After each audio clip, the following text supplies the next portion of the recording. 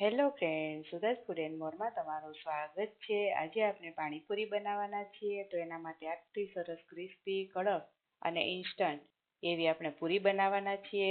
પછી આટલો સરસ આપણે ચણા બટાકાનો મસાલો બનાવવાના છીએ. અને આ જે પાણીપુરીનું પાણી છે એ આપણે પાણીપુરીના પાણીનો પહેલાં ડ્રાય મસાલો બનાવીશું અને એમાંથી બનાવવાના છીએ. તો આટલી સરસ પાણીપુરીની રેસીપી શીખવા માટે તૈયાર થઈ જાઓ. આપણે બનાવવાની શરૂઆત કરીએ.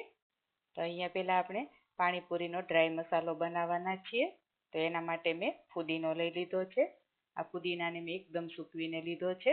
તમે જોઈ શકો છો કે અડધા જ ભૂકો થઈ જાય આટલો સરસ સૂકવી દેવાનો છે.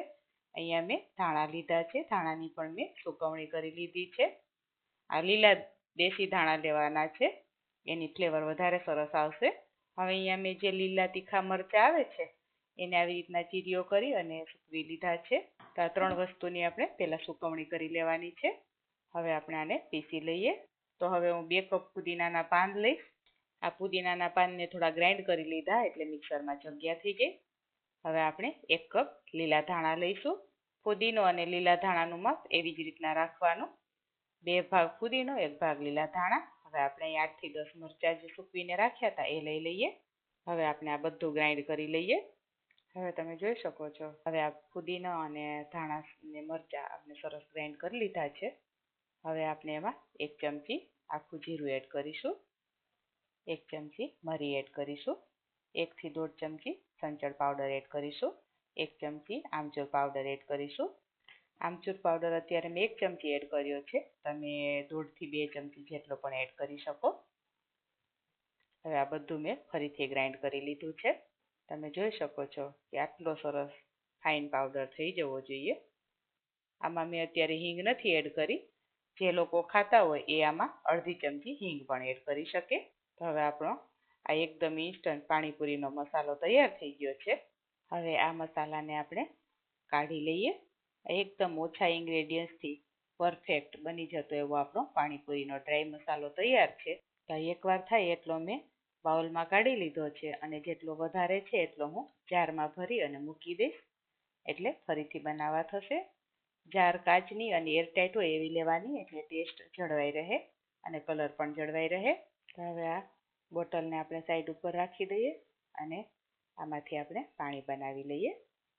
તો હવે પાણીપુરીનું પાણી બનાવવા માટે અહીંયા મેં એક તપેલી લઈ લીધી છે. આપણે એમાં પાણી લઈશું. પાણી કાં તો તમે એકદમ ઠંડુ લેવાનું અથવા તો એમાં તમે આઈસ ક્યુબ પણ એડ કરી શકો.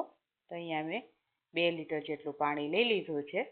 હવે આપણે એમાં પાણીપુરીનો મસાલો એડ કરીશું.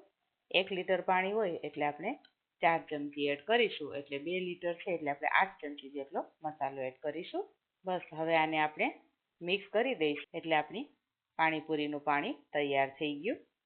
આવી રીતના તમે મસાલો બનાવીને મૂકી દેશો તો 5 જ મિનિટમાં તમે પાણીપુરીનું પાણી તૈયાર કરી લેશો.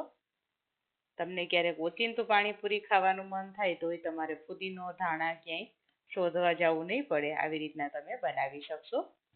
હવે આમાં તમે મસાલો બનાવતી વખતે હિંગ ન એડ કરી હોય તો તમે અત્યારે પણ કરી શકો. પછી તમારે જો વધારે ખટાશ પસંદ હોય તમને તો તમે આમાં લીંબુનો રસ પણ એડ કરી શકો. અને આ સમયે ટેસ્ટ કરી અને સોલ્ટ તમારે એડ કરી દેવાનું. એમ તો આમાં કશી જરૂર નથી, પણ તમને જો જરૂર લાગે તો આમાં 1 ચમચી જેટલો ચાટ મસાલો પણ એડ કરી શકો. હવે આપણે આમાં અડધા લીંબુનો રસ એડ કરી દઈશું. તમને જરૂર લાગે તો એડ કરવાનો. આમચૂર પાવડર ઇનફ હશે તો નહીં એડ કરવું પડે, પણ આમચૂર પાવડર આપણે ઓછો રાખીશું. લીંબુનો ટેસ્ટ સારો આવે છે એટલે આપણે લીંબુ એડ કરીશું. તો તમે જોઈ શકો છો એકદમ ગ્રીન કલર આવી ગયો છે અને આપણું પરફેક્ટ પાણીપુરીનું પાણી તૈયાર છે. હવે આપણે મસાલો બનાવીએ. તો અહીંયા બટેકા ચણાનો મસાલો બનાવવા માટે મેં 1 કિલો બટાકા લીધા છે અને 250 ગ્રામ ચણાને પલાળી અને બાફી લીધા છે. બટાકાને બાફી અને મેશ કરી લીધા છે. ચણાને 7 થી 8 કલાક પલાળી અને 7 થી 8 વિસલ વગાડી અને બાફી લીધા છે. આ બંને સરસ તૈયાર થઈ ગયું છે. હવે આપણે એમાં લીલા મરચાં એડ કરીશું. તીખાશ તમે જે ખાતા હોય એ રીતે લેવાની. હવે આપણે ફુદીનો એડ કરીશું. હવે એમાં આપણે લીલા ધાણા એડ કરીશું. આમાં લીલા મસાલાનો ટેસ્ટ ખૂબ જ સરસ લાગે છે. 1 ચમચી આપણે ચાટ મસાલો લઈશું. હવે આ બધું સરસ રીતે મિક્સ કરી દઈએ. ચણા બાફવામાં મેં સોલ્ટ એડ કર્યું હતું, એટલે અત્યારે મેં સોલ્ટ નથી લીધું, પણ ટેસ્ટ કરી અને તમને જરૂર લાગે તો થોડું મીઠું એડ કરી દેવાનું. કેમ કે પાણીમાં પણ મીઠું હશે, એટલે આપણે મસાલામાં મીઠું ઓછું રાખીએ છીએ. અહીંયા મેં લીલા મસાલા કર્યા છે, તો તમે સૂકું લાલ મરચું અને એવી રીતના ડ્રાય મસાલા પણ કરી શકો. બહાર જે પાણીપુરી મળે એમાં જે લીલા મસાલાવાળો મસાલો હોય એનો ટેસ્ટ ખૂબ જ સારો લાગે છે.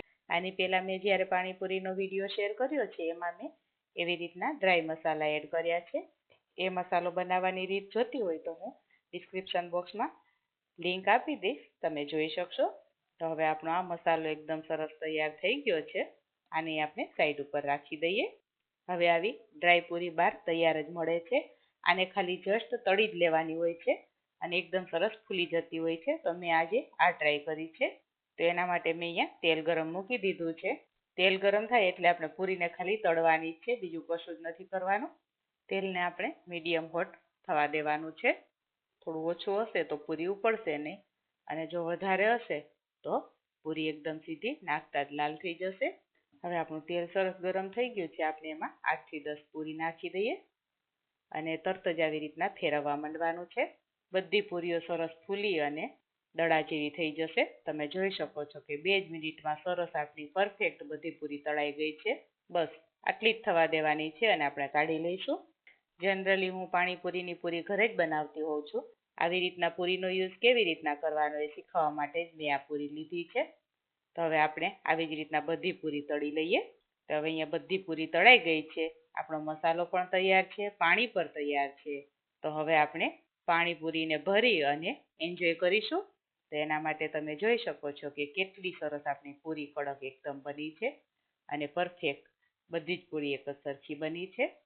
હવે આપણે આમાં મસાલો એડ કરીશું. તમને પસંદ હોય તો પાણીમાં બુંદી એડ કરવાની, બાકી એમને એમ જ પાણી ભરી અને ટેસ્ટ એટલો સરસ લાગે છે કે તમે એન્જોય કરી શકશો. તો આ વિડીયો તમને કેવો લાગ્યો એ તમે મારી સાથે કોમેન્ટ દ્વારા ચોક્કસથી જણાવજો. અને આવા નવી નવી રેસિપીઝના વિડીયો જોવા માટે મારી ચેનલને સબસ્ક્રાઈબ કરી લેજો, બેલ આઇકન દબાવવાનું ભૂલતા નહીં. આ વિડીયો જો તમે ફેસબુક કે ઇન્સ્ટાગ્રામના માધ્યમથી જોતા હોય તો મારા પેજને ફોલો કરજો, લાઈક કરજો, તમારા ફ્રેન્ડ્સ અને ફેમિલી સાથે ચોક્કસથી શેર કરજો. Thank you for watching.